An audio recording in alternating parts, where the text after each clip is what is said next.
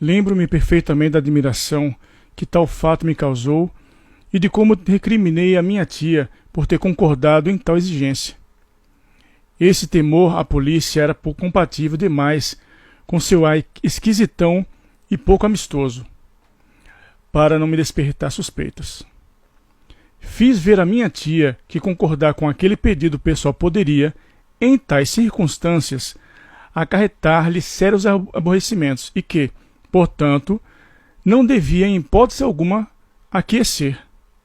Mas fiquei logo sabendo que ela prometeu satisfazer-lhe o desejo e que havia, além disso, deixado fascinar-se pelo singular personagem.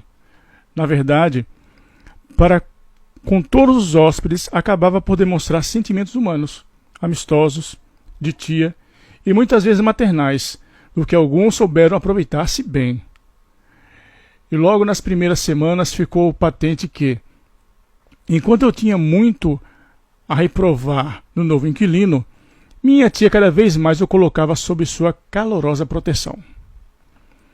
Como não me agradasse o fato de não ter feito comunicação alguma à polícia, quis inteirar-me pelo menos do quanto minha tia indagara acerca do estranho, de sua origem e de suas pretensões. Já era algo que sabia, embora o homem pouco demorasse após minha saída. Disse-lhe que pretendia ficar na cidade alguns meses, frequentar a biblioteca e visitar os monumentos notáveis. Minha tia não se mostrou satisfeita ao saber que a locação se faria por tão curto prazo, mas evidentemente ele já havia conquistado, a despeito de sua singular apresentação. Em suma, os quartos já estavam alugados e minhas advertências haviam chegado tarde. Por que achou bom o cheiro daqui? Perguntei. Ao que minha tia, que às vezes tinha bons pressentimentos, respondeu: sei perfeitamente por quê. Nossa casa cheira a limpeza, a ordem, a uma vida amistosa e decente. E isso lhe agradou muito. Parece que há muito tempo não sentia isso e já estava lhe fazendo falta. Mas, perguntei, se ele não está acostumado a uma vida ordenada e decente, que poderá acontecer? Que fará a senhora se ele não for asseado e emporcalhar tudo? Ou se voltar para casa todas as noites bêbados?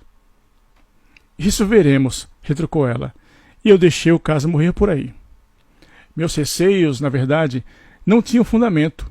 O inquilino, embora não levasse de modo algum vida ordenada e racional, nunca nos molestou nem prejudicou em nada, e até hoje nos lembramos dele com prazer. Mas intimamente, na alma, esse homem nos perturbou e prejudicou, tanto a minha tia quanto a mim, e, a bem dizer, até hoje ainda não consegui me libertar dele. Às vezes, ainda sonho com ele, e sinto-me profundamente perturbado, inquieto, por sua causa e pela simples existência de um ser assim, embora tenha vindo a sentir por ele um verdadeiro afeto. 2 dias depois, um carregador chegou trazendo as bagagens do estranho, que se chamava Harry Heller.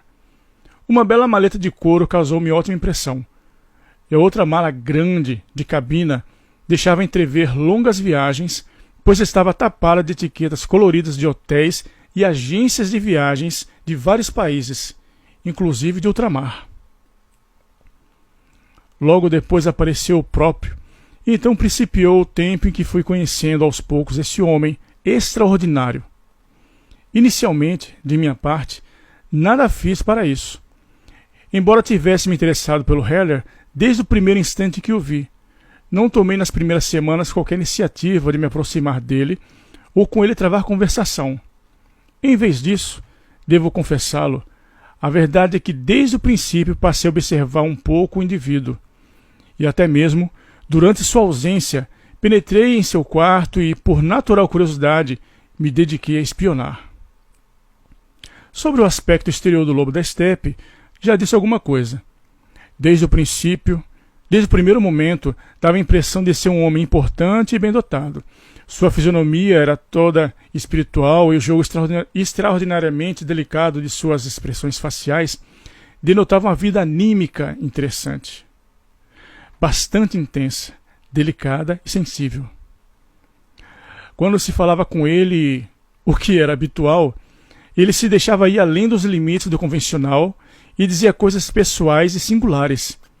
Então a palestra passava imediatamente a subordinar-se a ele, de vez que havia pensado mais do que os outros homens e tinha nas questões espirituais aquela quase fria objetividade, aquela segurança de pensar e de saber que só possuem os homens verdadeiramente espirituais, que carecem de toda ambição, que nunca desejam brilhar nem persuadir aos demais, nem arvorar-se em donos da verdade. Lembro-me, já nos últimos tempos de sua estada conosco, de um conceito dessa natureza, que nem chegou a ser mesmo um conceito, mas antes unicamente um olhar.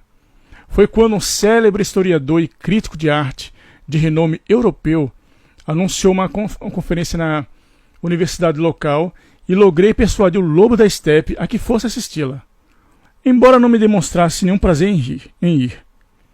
Fomos juntos e nos sentamos um lado ao outro no salão do auditório. Quando o orador subiu à tribuna e começou a elocução, decepcionou, pela maneira presumida e frívola de seu aspecto. Há muitos de seus ouvintes que o haviam imaginado algo assim como um profeta.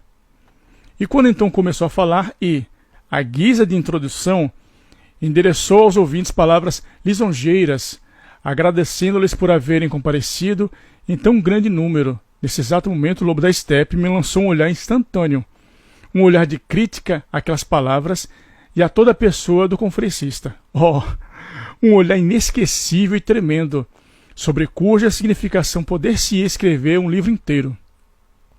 O olhar não apenas criticava o orador e destruía a celebridade daquele homem com sua ironia esmagadora, embora delicada. Não, isso era o de menos.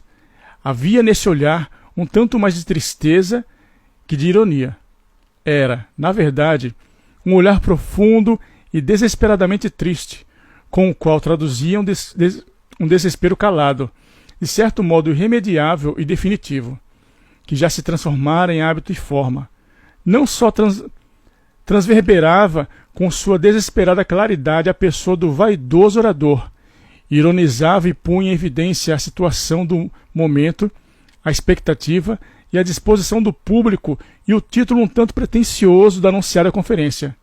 Não, o olhar do lobo da estepe penetrava todo o nosso tempo, toda a afetação, toda a ambição, toda a vaidade, todo o jogo superficial de uma espiritual fabricada e frívola.